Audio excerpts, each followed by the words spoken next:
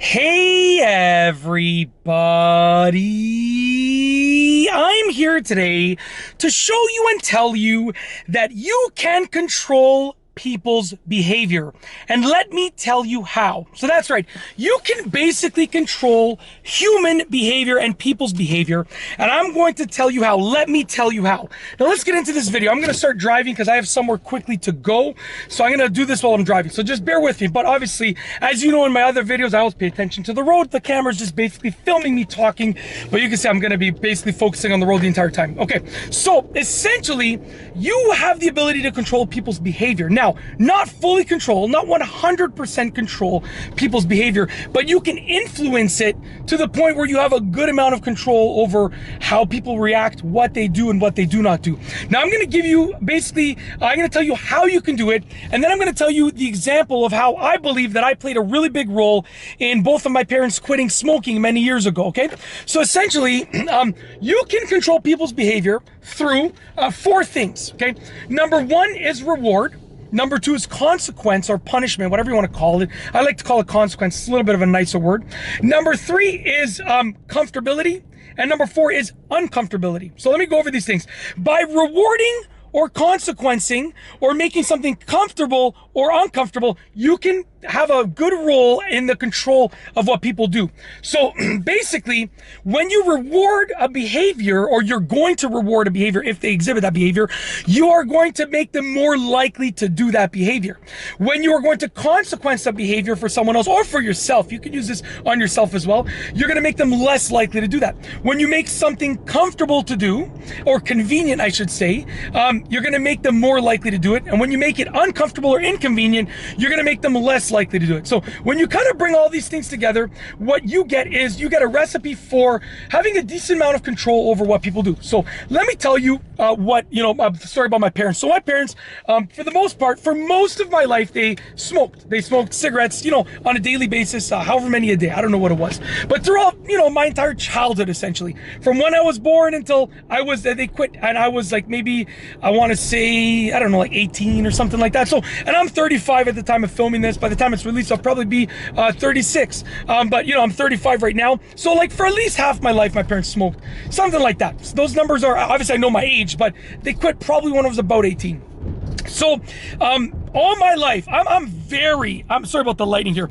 I am very, very, very, sort of dug down in my thought process, in the sense that when I stand for something, when I think something, I stand for like no tomorrow. And I despise smoking of any sort. Like, no offense if you smoke, I'm not here to judge you, but when my parents smoked outside the house, I always was smelling it outside the house, and I hate it. I can't stand the smell. I can't stand anything about it. For my, like, personally, that's just my own personal opinion. So I was constantly on them about quitting smoking, constantly, and I did everything in my power, okay, to make it uncomfortable for them to smoke, to make it inconvenient for them to smoke, okay, and to essentially try as much as I could as being their son. I can't really consequence them that much, but I can consequence them in the fact that I would be angered with them, let's say, or I'd be disappointed. That's a consequence for a parent. If your kid is disappointed in you, that is a massive consequence. And I was constantly telling them that I'm very much proud of what you've done in life, other than the fact that you're not quitting smoking. I'm disappointed in that one thing. I still love them. I still give them a kiss every morning and every night and a hug, and but I truly think I still showed them I loved them and told them how proud I was of them, of all their accomplishments in life. But I was like, there's one thing you can't overcome it, and I'm not happy with that.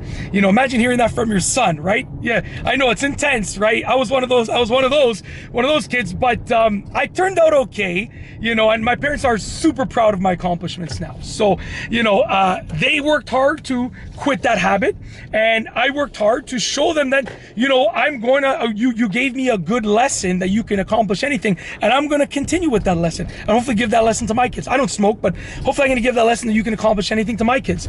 So essentially, by doing those things, making it inconvenient, uncomfortable, and consequencing my parents for their smoking, I truly think from the bottom of my heart, I was a good reason they quit.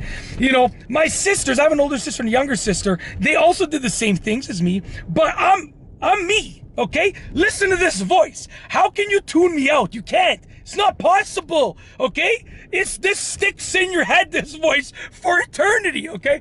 So, and then they both quit around the same time.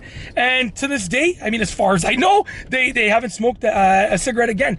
You know, so you can do things that will allow you to have a good amount of control. If I can help, not make my parents quit smoking, I didn't make them quit, but if I can help my parents quit smoking, being their little pipsqueak of a son, then you can basically guide anyone towards doing anything. Truly, okay? Most people it takes a lot of work, it takes a lot of effort to do those things, comfortable, uncomfortable, convenient, inconvenient, reward, consequence. It takes a lot of work. It's not easy to do. You know, it was another job for me to talk to them, all this all the time. Okay, and I'm not taking full credit because they're the ones that did it. So it's all on them. They did a great job. But, you know, I definitely contributed.